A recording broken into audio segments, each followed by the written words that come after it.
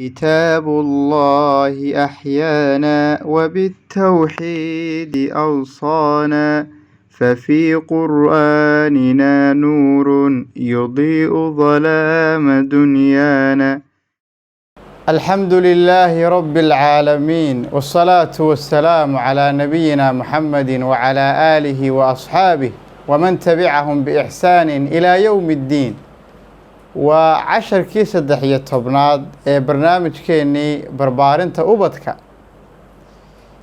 وحاين كسو قد تشرني مرحلة مركا أبورك بني آدمك أما أبورك إلمها ير انت وكتشر مركا أورك هو يدي. إلهي سبحانه وتعالى قرآنك سيادو فهفاسان وعجيب أيوك غور رميا انتان لقارين أما لو تجين sayniska iyo qaybaha kale oo iyaga markaas tiraahdo akhri aanad fahmayninba. haddaba waxa aynu soo qaadanay marxaladda u horeysa oo ah markaa waa maxay nudfada. marxaladaha kalena intaynu maanta ka gaadhno ayaynu raacin doonaa biidni illaahi alkariim, si markaa fahamka uu soo dhowaado. waxa aynu ku soo koobaynaa ilmaha ilaa marka laga bilaabo labada waalid biyahoodu ay kulmayaan ilaa intuu ka dhalanayo 3 marxaladood kaliya. marxaladda koobaad waxa weeye marxaladda markaa la yiraahdo nudfada oo inagii soo marnay wiigii hore oo inagii niri biyaha aabaha ka yimaada iyo biyaha hooyada ka yimaada waxa markay isu yimaadaan oo kuwii marka amshaajka sameynaya. marka dambena waa maxay fallopian tube-ka halka waa maxay bacrimintu ay ka dhacayso. waxay noogu joogtay waa maxay iyadoo markaa isbamtay waa maxay ovumkii ay tagi doonaan halka uteruska halkaasoo ilaahay uu lahaa waa maxay waa meel aamino oo sugan. haddaba marxaladaas waa ta koowaad maxaa la yiraahdaa nudfa la yiraahdaa. marxalada labaad waxa la yiraahdaa marxalatu takhliiq ama waa marxaladda markaa creationka iyo abuuritaanku u bilaabmoba. marxalada saddexaadna waa maxay waa marxalatu nash'a, waa marxalada markaa waa maxay ilmaha xubnihiisa oo dhan markaa oo ilaahay subxaanahu wa tacaala maxay uu abuurayo. marka marxalada labaad ee takhliiqa markaa ayaa waxa soo hoosgelaya 4 baa soo hoosgelaya. waxa soo hoosgelaya alcalaqa, almudqa iyo laxmi iyo cidaam. marka maanta waxaan qaadan doonaa taa ugu hooseyso oo alcalaqa markaa xinjirta yar baynu maanta qaadan doonaa. ilmaha markaa fertilizationkii ama bacrimintii markaa uteruska ay soo gaadho waxay qabsanaysaa marka halkaa yare ilma galeenka marka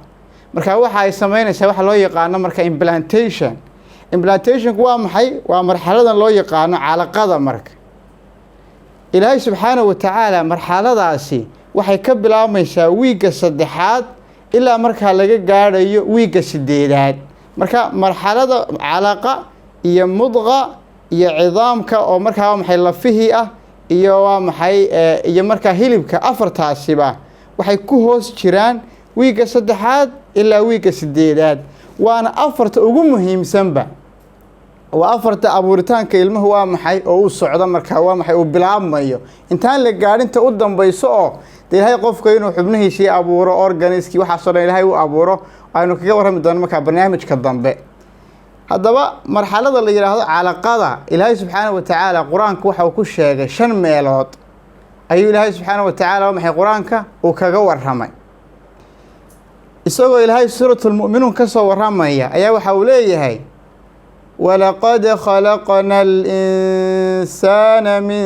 sulaalatin min diin ثم جعلناه نطفة في قرار مكين ثم خلقنا النطفة علقة نطفة إلهي محو أبدل مركا علقه أبدل وحنشرتها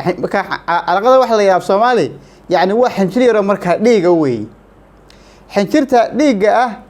أيها مركا واحد يسبدل إيسا مركا ضمبنا مضغة يسبدل إيسا. ilaahay subxaanahu wa tacaala suuraddii qur-aanka ugu horeysay ee uu soo dejiyey ayaa magaceeda waxa la yiraahdaa calaqa ama suuratul iqra marka aynu u naqaan. ilaahay wuxuu leeyahay iqra bismi rabbika alladhi khalaq khalaqa al-insaana min calaq. ilaahay dadkii muxuu ka abuuray min calaqin buu ka abuuray waa intaa yar heerkaa yar uu soconayo oo waxaa loo baahan yahay gabadhu markay uurkii qaado oo labadii biyo ay isu yimaadaan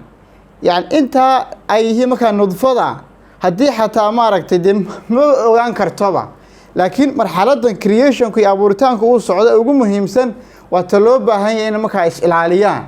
oo waa maxay daraagiska maxay dawooyinka oo kale iyo waxyaabahaasna waa maxay markaa ay ka fogaadaan markaa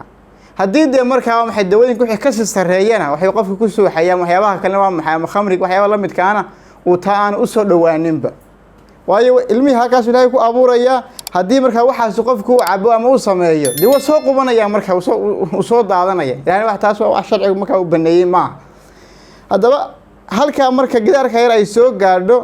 ayaa qaybna ilaahay markaa wuxuu ku abuurayaa halka xagga hore markaa embryo blasti baa la yidhaahdaayo halka creationka uu ka dhacay ilmaha yar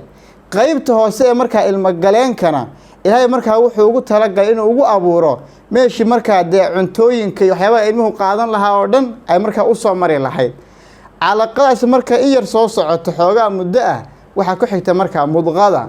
mudqaduna waa maxay waa cadyara markaa hilib oo qofku hal mar waa maxay uu cantoogi karo markaa ama cuni karo ilaahayna mudqada qur-aanka wuxuu kaga warramay 3 meelood markaa waa maxay uu kaga warramay fa khalaqna almudqata marka mudqada waa maxay waa 2 qaybood markaa halka ama creationku marayo oo ilmihii uu ka soo tago nudfo ka soo tago calaqa ka soo tago uu soo gaadho hilibka yar ilaahay uu ka dhigo ayaa 2 qaybood markaa uu noqdaa qaybna waa mukhallaqa oo ilaahay ilmihii waa maxay abuuritaankiisa uu sii wada uu sii socdaa waa maxay gaaladu wax yar positive ila markaa pregnancy oo ilmihii waa maxay abuuritaanku sii soconaya markaa ilaahay waa maxay abuuritaankiisa qaybna waa غير mukhallaqa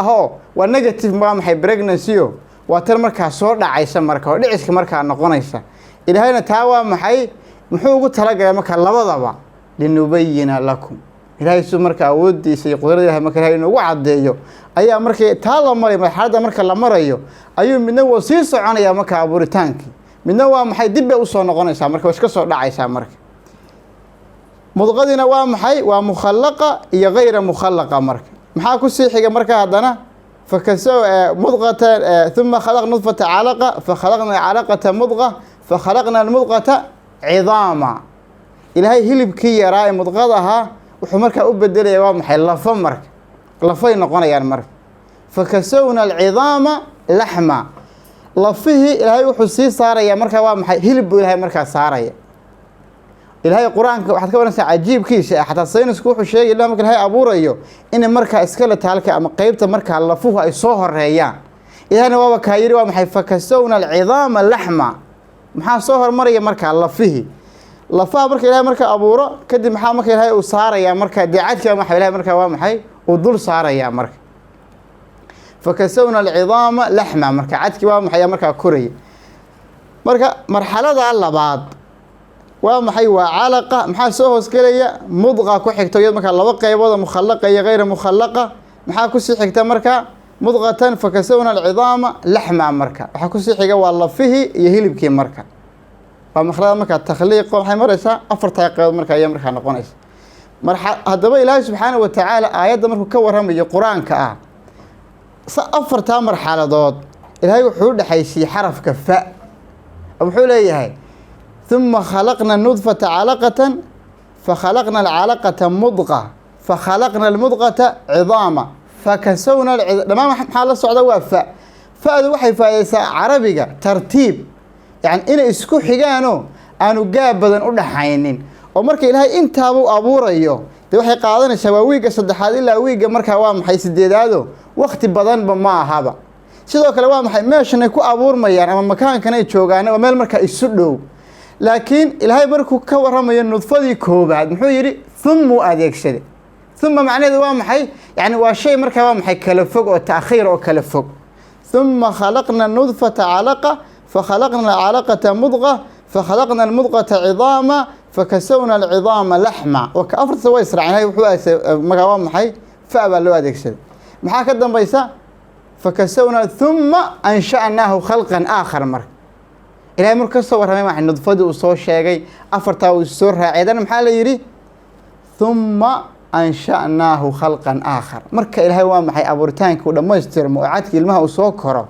ilaahay markaa waa maxay bilaabmaya in markaa ibnaha xubnihiisii ama organiskiisii markaa ilaahay waa maxay maalinba u qaar abuuro maalinba qaar markaa waa maxay ay yimaadaan barnaamijka dambe ayaynu ku qaadan doonaa ayaynu markaa insha allahu tacaala waa maxay halkaa kasii wadi doonaa aayadda qur-aanka waa maxay ilaahay suu iskugu xidhayo ayaad markaa aada uga fahmaysaa oo ilaahay uu leeyahy waa maxay ثم خلقنا النطفة علقة فخلقنا العلقة مضغة فخلقنا المضغة عظاما فكسونا العظام لحما